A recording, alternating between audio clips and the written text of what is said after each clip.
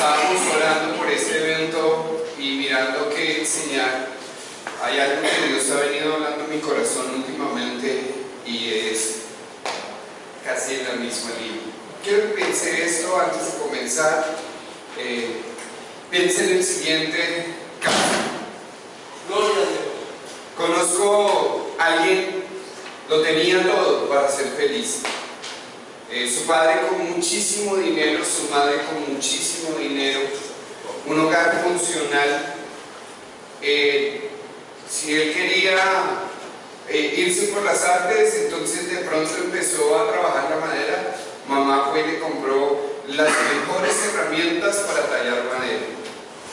Al poco tiempo se aburrió de eso y empezó a montar caballo y jugaba polo de los caballos, y su papá le compró el equipo de polo con los caballos. Pero como él no tenía cómo jugar solito, pues compró para los amigos también sus caballos. Tenía como 40 caballos de polo. Para jugar se aburrió. Se aburrió de la madera, se aburrió del polo.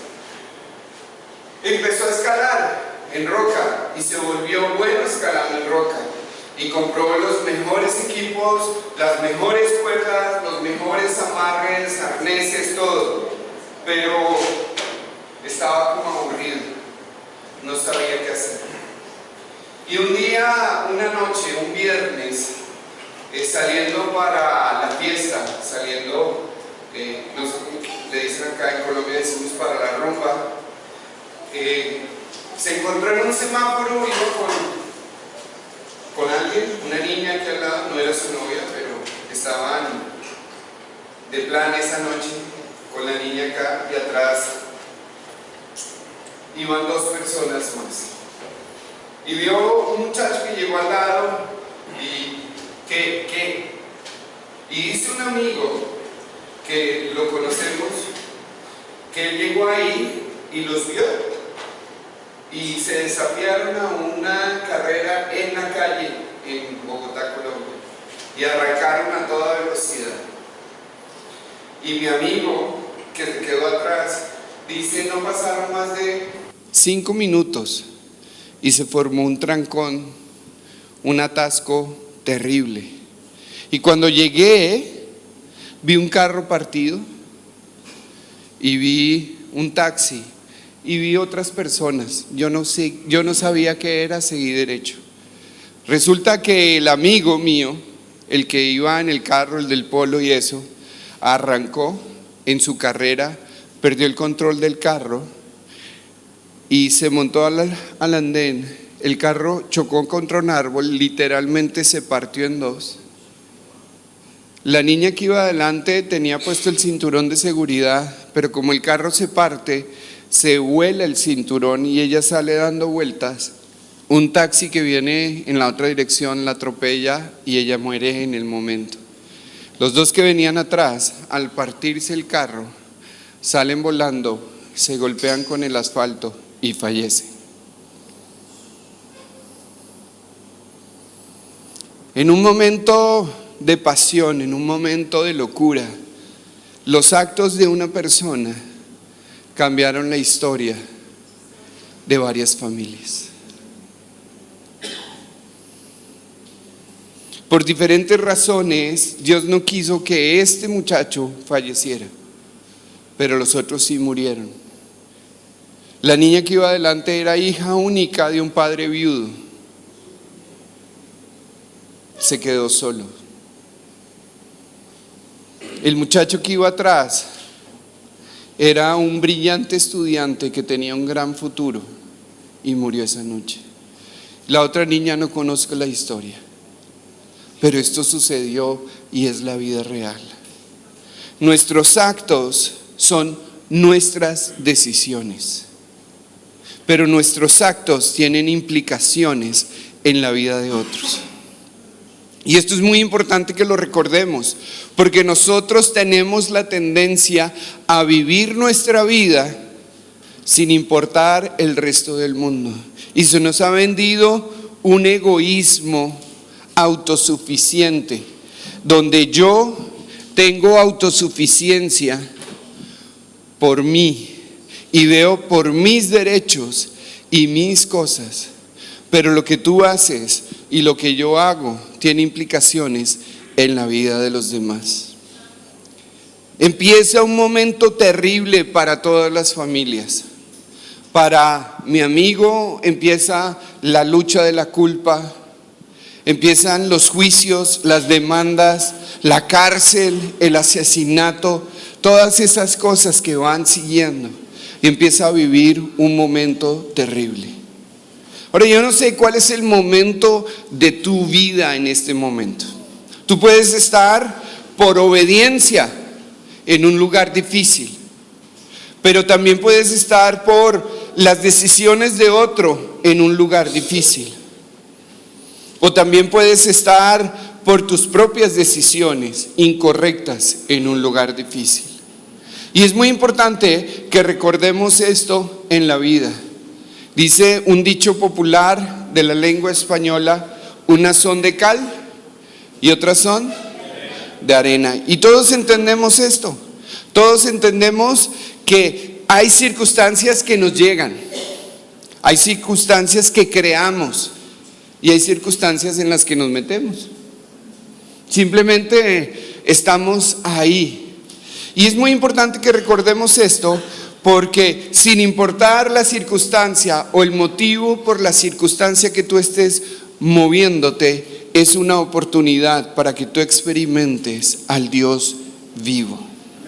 Ayer hablamos de que debemos estar arraigados en el Señor, crecer en Él, copiar las enseñanzas de Jesús para que nuestra fe fuera ¿qué? Fortalecida. Y entonces rebosáramos en acción de gracias.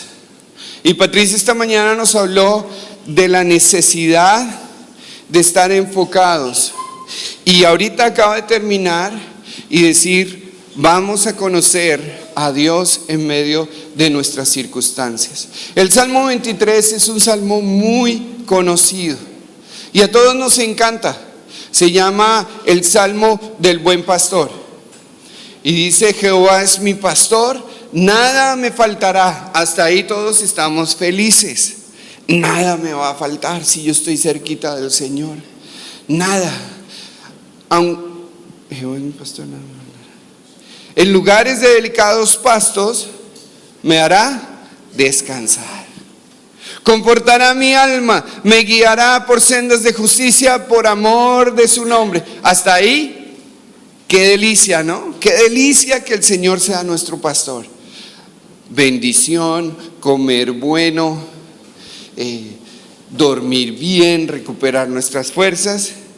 Pero dice lo siguiente: aunque ande en el valle de la sombra y de la muerte, tú estarás conmigo. Se lo garantizo. Usted va a pasar por el valle de la sombra y de la muerte. Esos que te dicen que cuando llegues a Cristo todo va a estar bien, es cierto, porque tu actitud en Cristo va a cambiar, pero tu vida va a tener desafíos. Vas a vivir momentos de dificultad. Está garantizado que vas a pasar por el valle de la sombra y de la muerte.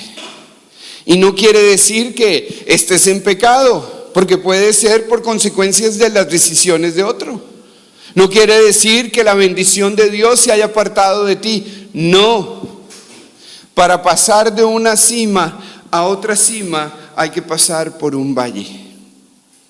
Y las ovejas entran a comer a una cima, y cuando se acaba el pasto, porque las ovejas ahí donde las ven, tranquilas, nobles, obedientes, eso ya está muy revaluado, son voraces. Dice mi papá: tragan, porque no comen, tragan, no saborean. Ellas dan un paso y comen 3 mordiscos, dan 3 pasos y mastican todo y se lo acaban, literalmente se lo acaban todo. Y cuando se acaba el pasto aquí, ¿a dónde tienen que ir? A otro lugar. Y para pasar de una montaña a otra hay que pasar por un valle. Y eso está ahí. Y yo no sé cuál es la circunstancia que tú estás viviendo en este momento. No la conozco y no la voy a explicar. Tampoco te voy a dar razones del por qué o el para qué estás viviendo la circunstancia, o cuál ha sido tu valle, o cuánto tiempo has durado en el valle.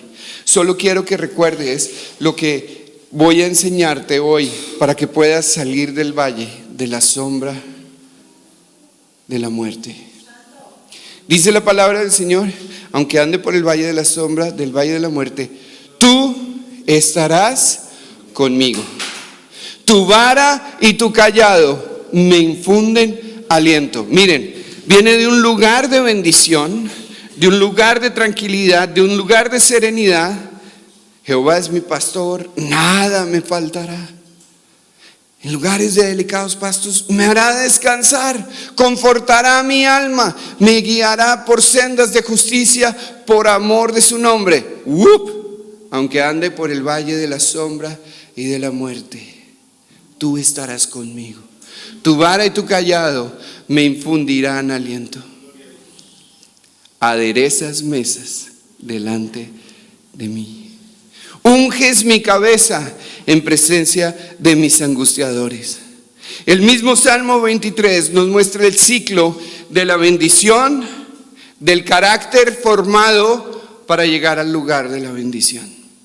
Y a nosotros nos encanta la bendición para la bendición. A mí me encantan los puentes porque aceleran mucho el tiempo de carretera, y yo tengo el pie pesadito, talla 43. El derecho pesa más que el izquierdo porque con el derecho se pisa el acelerador, y ando mucho por carretera y a mí me gusta llegar rápido, pero tengo que aprender que debo bajar por el valle de la sombra y de la muerte. Y Eclesiastés 3 nos dice: hay tiempo de nacer y tiempo de reír, tiempo de celebrar y tiempo de hacer duelo. Hay tiempo para todo. Y no es que porque tú estás en Cristo nada va a pasar. No, van a haber momentos de dificultad, van a haber valles de dolor y desesperanza. Lo que te estoy diciendo es que tú entras a ese valle con la certeza de que su vara y su callado te infunden aliento. Y tú puedes estar en ese valle y quedarte en el valle, o puedes salir del valle. Depende de ti. Depende de ti. Ahora, había un valle, o hay un valle geográfico, y si usted lo busca en la literatura lo va a encontrar. Se llama el Valle de Cedrón. Y el Valle de Cedrón es un lugar geográfico en Jerusalén y está hace muchos años allí. Y la primera vez que se menciona este valle como dentro de las cosas está en 2 de Samuel 15, o cuando yo lo quiero mostrar es 2 de Samuel 15, 23 al 33. Y se habla de este valle cuando el rey David es traicionado por su hijo. Y dice el versículo 23: y todo el país lloró en alta voz, y pasó luego toda la gente el torrente de Cedrón. Asimismo pasó el rey, y todo el pueblo pasó al camino que va al desierto. Miren los detalles. El Valle del Cedrón estaba ubicado en un lugar de Jerusalén, y es un valle que recoge las aguas, la sangre y la inmundicia de los sacrificios que se hacían en el templo. Cada vez que moría un animal en el templo, su sangre corría ¿a dónde? Al Valle del Cedrón. Cada vez que lavaban el altar, el agua que limpiaba el altar y se llevaba las vísceras, las tripas y todo lo impuro, ¿a dónde llegaba? Al Valle del Cedrón. Todo llegaba allí. Piense esto: el Valle del Cedrón representa la muerte. El Valle del Cedrón representa el lugar del sacrificio, representa el lugar de la pudrición de los malos olores. Aquí en España no pasa esto. Aquí son muy sofisticados. Acá hay plantas de sacrificio, ¿cierto? Aquí el jamón que ustedes se comen, ustedes no escuchan al cerdo gritar. Es horrible.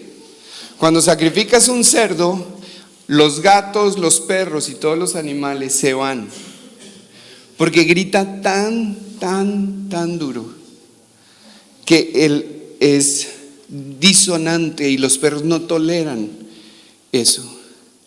Y sale sangre, y esa sangre se corre y va a los ríos. Pero imagínense en un tiempo donde la sangre no corría mucho porque no había agua, un verano como el que tuvieron aquí en España, y esa sangre descomponiéndose, oliendo esa fragancia maravillosa de la sangre descompuesta, o sea, podrido, muerto, como lo quieras decir, hediondo diríamos en Colombia. Ese es el Valle del Cedrón. Y David, tras de que, tiene que entrar a ese valle. Su hijo lo traiciona. No sé si aquí se dice que le pusieron cachos, ¿sí? Cuando alguien le es infiel, imagínense la traición más horrible. Tu hijo, tu propia sangre, al que le diste todo, te traiciona. Toma tu lugar. Te toca salir avergonzado, humillado. Eres el rey un día y de repente tu hijo te quita del trono y te pone en una posición de vergüenza, te humilla, te ataca, te lastima. Y fuera de eso, tienes que descender al valle de la sombra y de la muerte. David tuvo que entrar a ese lugar, a ese valle de ese Cedrón. Y dice ahí, y aquí también iba Sadoc y todos los levitas que llevaban el arca del pacto y asentaron el arca del pacto de Dios, y subió Abiatar. Después de todo el pueblo hubo acabado de salir de la ciudad. Pero dijo el rey Sadoc, etcétera, etcétera. Y vamos entonces al versículo 30 y dice: y David subió la cuesta del monte de los olivos, la subió llorando, llevando la cabeza cubierta, sus pies descalzos. Y todo el pueblo que tenía consigo cubrió cada uno su cabeza e iban llorando mientras subían. Y luego hay otro detalle, y en el versículo 32 dice: y cuando David llegó a la cumbre del monte para adorar allí a Dios. Sale de un lugar de victoria, era el rey, había matado a Goliat, no solo había desplomado, sino que le había cortado la cabeza a Goliat, había destruido a los filisteos. Había hecho grandes cosas para Dios, estaba preparando todos los materiales. Era el momento de cúspide de su carrera. Y Dios permite que su hijo lo traicione. Y él entra al valle de la sombra y de la muerte, en vergüenza, en dolor, con agonía, con su cabeza tapada, y baja por ese valle y empieza a subir el otro monte, el monte de los olivos. ¿Para qué? Para llegar a adorar a Dios. En ese momento David no tenía certeza si volvería a Jerusalén. En ese momento David no tenía certeza si su reinado iba a ser restaurado. En ese momento no tenía certeza si se iba a tener que enfrentar con sus escoltas y con su parte del ejército, al ejército de su hijo y la nación que él había formado, que él había creado, que había unificado, iba a ser destruida en esa guerra. En ese momento, la única certeza que él tenía era que iba a adorar a Dios.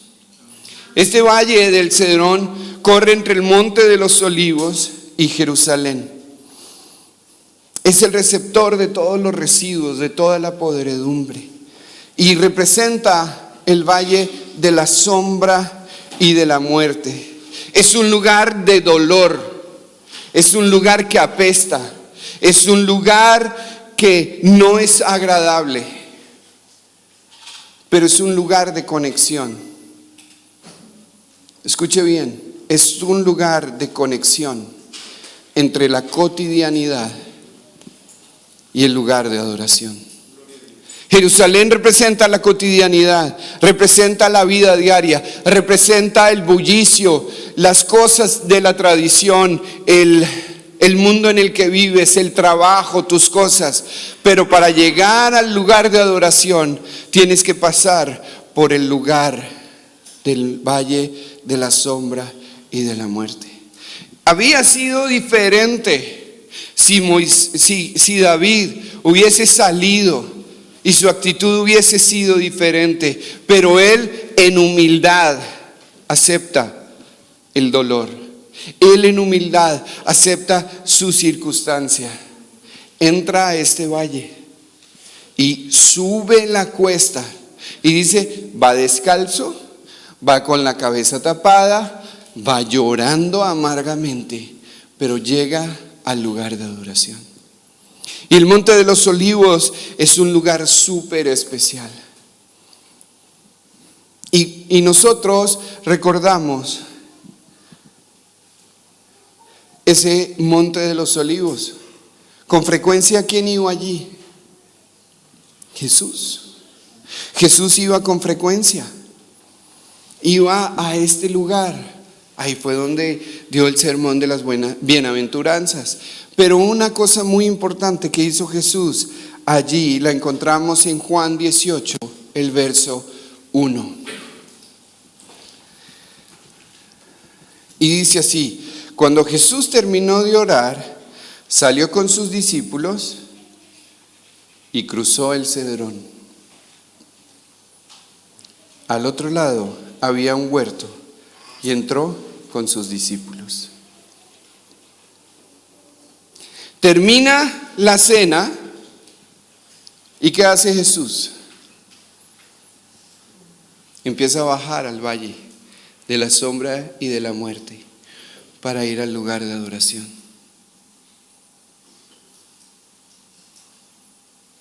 David cruza ese valle de la sombra y de la muerte sin la certeza de lo que iba a suceder.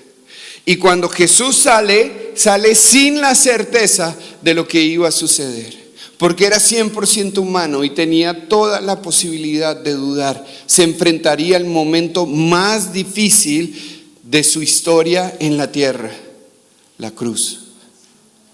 Y no es solo la tortura, eso lo vimos ayer y el beneficio que trae para nosotros, pero era el momento donde el pecado de la humanidad iba a reposar sobre él. El dolor, la muerte, la angustia, todo lo que representa la rebelión del hombre en contra de Dios iba a estar en ese momento sobre él. Y él iba a abandonarse a la misericordia del Padre. Y cuando Jesús llega al Monte de los Olivos, llega con la incertidumbre de qué sucedería cuando todo el pecado estuviese sobre él y el santo, santo, santo volteara su rostro mientras él llevaba todo el pecado. Porque Dios no deja de ser santo. Y Jesús llevaba sobre sí tu pecado, mi pecado y el pecado de la humanidad. Y Jesús entra a ese valle de Cedrón y llega con la misma incertidumbre que llega David. al lugar de adoración. Y de rodillas le dice: Padre, si es de ti, pasa de mí esta copa. Pero no se haga mi voluntad, sino la tuya. Jesús sale del lugar, de la cúpula, del mejor momento de su ministerio, y entra voluntariamente al valle de la sombra y la muerte para llegar al lugar de adoración. Y adoración significa reconocer a Dios a pesar de que no veas la respuesta de Dios para tu vida. Adoración significa reconocer que Él es Dios y que Él tiene el control. Significa reconocer que aunque no me vaya como yo espero o como yo quiero, Él sigue siendo Dios. David llega al monte de los olivos y dice: adoro al Dios. Como dijo Patricia, Dios dio, Dios quitó, bendito sea el nombre de Dios. Y si tus circunstancias están determinando el amor que tú tienes para el Señor, estás en el lugar equivocado. Tú amas a Dios por lo que Él es, no por lo que Él te da. Tú amas a Dios porque Él es Dios, no porque te salvó, no porque te dio vida eterna, no porque te sana, porque Él es Dios. Y cuando tú entras y entiendes que Dios es Dios, estás dispuesto a decir: haya o no haya, te adoro. Haya o no haya, te bendigo. Eso va en contra de la cultura que se nos enseña. Los amigos de tus amigos son mis amigos. Lo tuyo es mío y lo mío es mío. ¿No? Es lo que nos enseñan. ¿Por qué vas a estar con la gente que te hace sufrir? Pare de sufrir. Ámese un poquito. Ahora, yo no le estoy diciendo métase a sufrir voluntariamente. Si su marido le casca, déjelo. No, déjelo. Denúncielo. Que le dé a golpes. No lo puedes seguir porque no está honrando a Dios en tu relación. Ahora, si tú te cascas por la cabeza, como decimos en Colombia, con el baretico, con la bicha, no sé cómo le dirán acá, con el porro, eso es otra cosa. Es tu decisión hacerte daño. Tu decisión afecta tu vida y la vida de los demás. Pero considera esto: estamos aquí para entender que vamos de un lugar de bendición a otro lugar de bendición, pero tu vida tiene que pasar por el valle de la sombra y de la muerte. Y las circunstancias las puedes crear tú por tus decisiones tontas.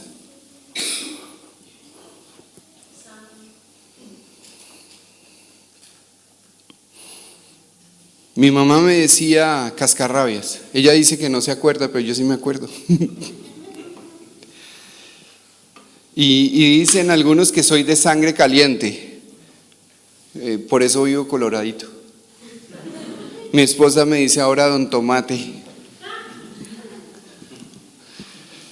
Y me molestan mucho algunas cosas cuando se conducen. A mí me molesta que me cierren en el carro. Y a veces mi auto se convertía en mi arma de combate. Y yo recuerdo alguna vez, hace muchos años, pero ya a comienzos de los 90, como en el año 94, La situación en Colombia estaba muy violenta, uno no sabía quién estaba armado, quiénes eran mafiosos, narcotraficantes, en fin. Y alguien me cerró y yo iba a alcanzarlo y no alcancé. Entonces me bajé del carro y le iba a pelear. Y me faltaba un carro y ya iba con la sangre caliente. Y dije, ¿yo qué estoy haciendo? ¡Qué oso! Estoy haciendo el ridículo. ¿Qué tal me ve alguien de la iglesia? ¡Qué vergüenza! ¿Qué van a decir de mí? Y luego pensé, ¿y qué tal que el man vaya mancado, decimos, cuando lleva un arma de fuego? Y yo muera de pulmonía.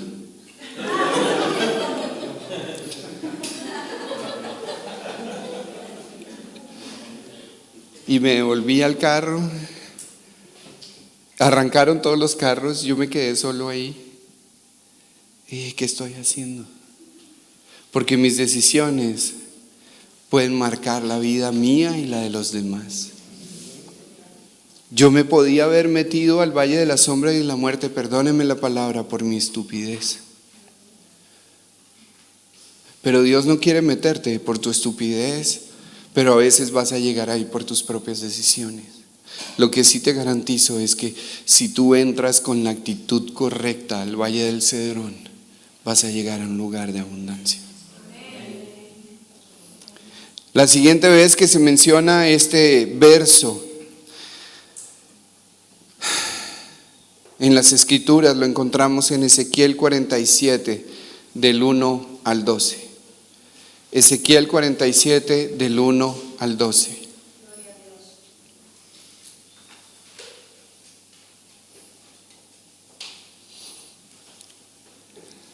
Mire porque estoy seguro que ese es. El hombre me trajo de vuelta a la entrada del templo y vi que brotaba agua por debajo del umbral y vi en dirección al oriente. Cuando tú lees la descripción del Valle del Cedrón, es el que nace y va al oriente y sus aguas bajan por el Valle del Cedrón y se encuentran y van hacia el Mar Muerto. Y esta descripción es exactamente lo mismo. Y estoy aquí para decirte en esta noche que esto es lo que Dios quiere hacer en tu vida. Así que léalo conmigo con mucha atención. Que es hacia donde da la fachada del templo. El agua corría por la parte baja del lado derecho del templo al sur del altar. Luego el hombre me sacó por la puerta del norte y me hizo dar la vuelta por fuera hasta la puerta exterior que mira hacia el oriente y ve que las aguas fluían hacia el sur. Está haciendo una descripción. El profeta salió, vio por dentro,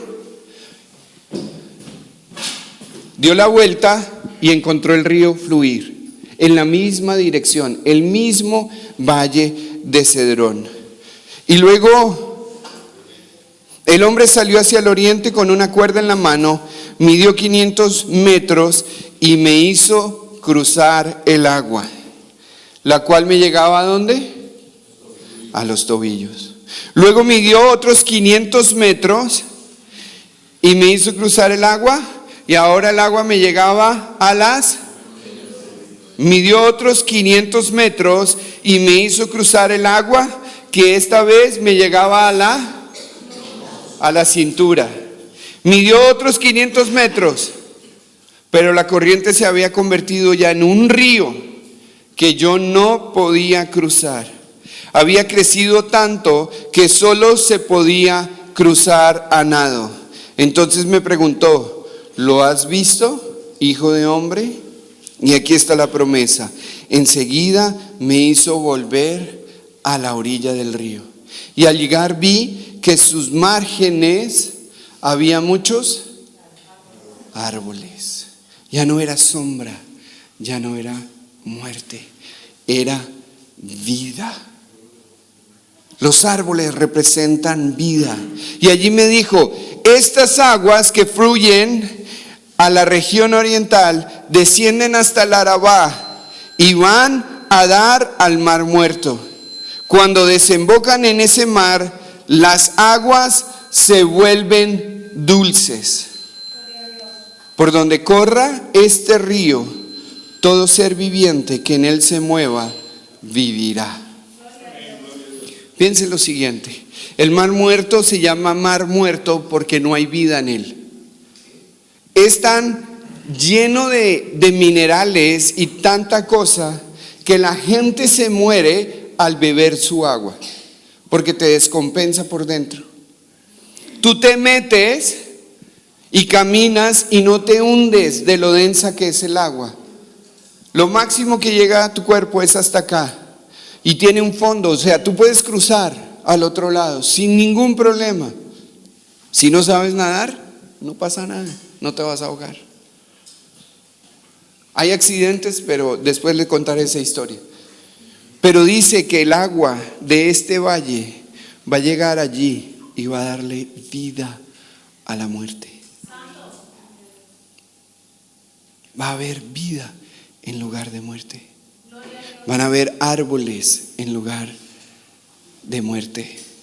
Y dice, y habrá peces en abundancia, porque el agua de este río transformará el agua salada en agua dulce, y todo lo que se mueva en sus aguas vivirá.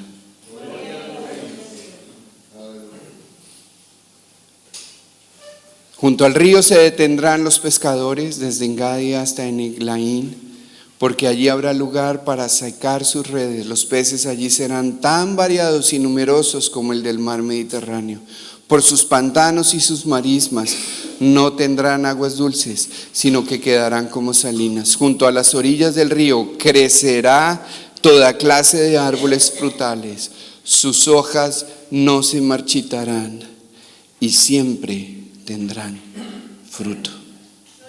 Cada mes darán frutos nuevos, porque el agua que los riega sale del templo. Sus frutos servirán de alimento y sus hojas serán medicina. Yo no voy a entrar en los detalles porque esto es muy, muy profundo. Solo quiero decirte que el valle de la sombra y de la muerte es un lugar de vida, es un lugar de bendición, es un lugar de transformación. Pero tú necesitas entrar con la actitud correcta. Jesús entró en adoración, David entró en adoración y fueron bendecidos. Voy a pedirte, Cristian, que pases y quiero que pienses un poco en esto que hemos hablado en esta noche.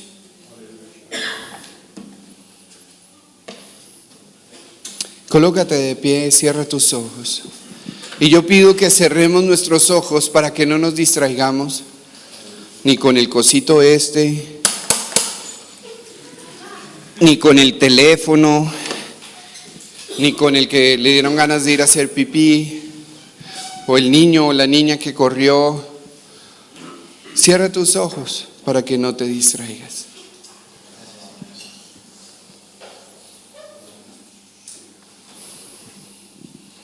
Y piensa en qué lugar estás tú. Puedes estar por el valle de la sombra y de la muerte, o puedes estar por otro lugar. Pero vamos a empezar a adorar a Dios.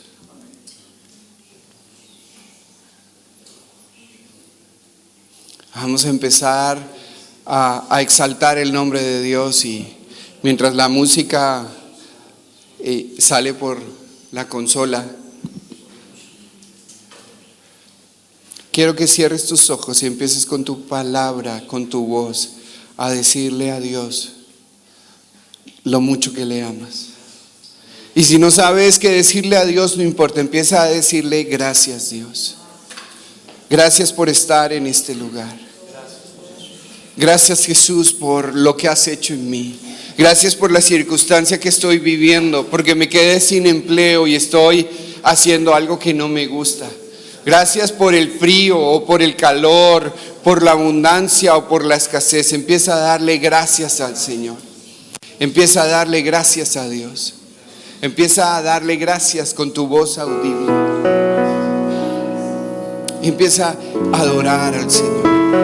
Vamos a concentrarnos no en el valle del Cedrón. Vamos a concentrarnos en el Dios que lo puede todo. Y aunque no tengamos certeza de qué sucederá con nuestras vidas mañana, aunque no tengamos certeza de qué sucederá en medio de nuestro dolor, de nuestra enfermedad, no sabemos si vamos a entrar al Valle del Cedrón en estos días o estamos ahí, pero tenemos la certeza de que tenemos un Dios que todo lo puede, un Dios que todo lo hace.